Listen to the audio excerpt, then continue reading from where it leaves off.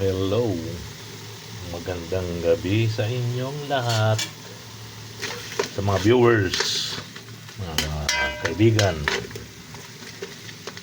at tropa.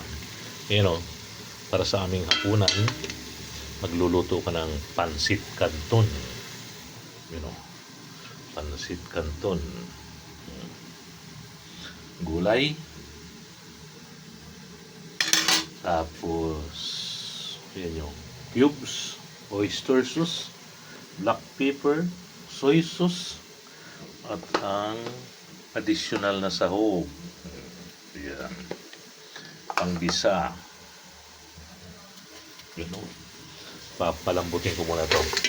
Patuyo. Sabay papalambutin. Pamamantikain. Dahil sa linggo ngayon kompleto dito sa bahay. Lahat na mga anak ko andito, nakaapo. Kaya bali hapunan, wala nang ulam-ulam. Hapunan.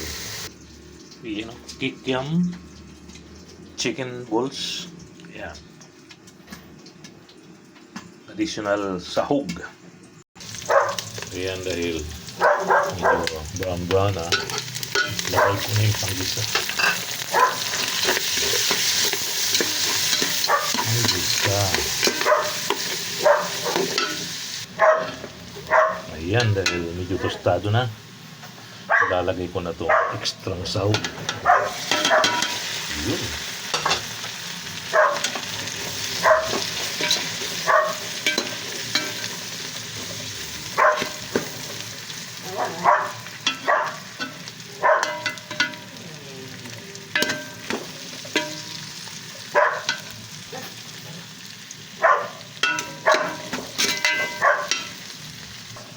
Lagay ko na yung cubes. Tapos tuyo.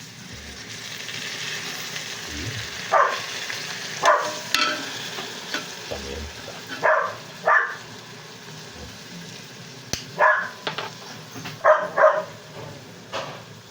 Tapos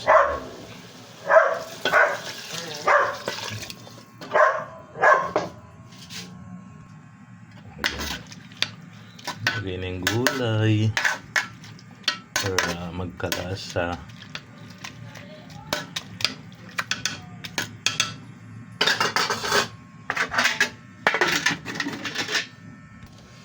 Ayan na. Tinanggal ko muna ibang gulay para lalagay ko na yung noodles.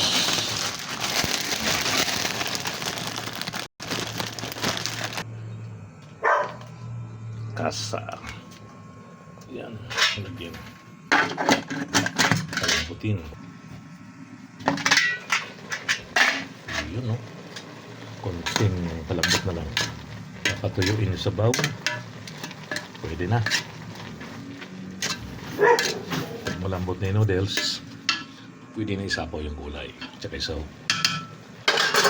Okay.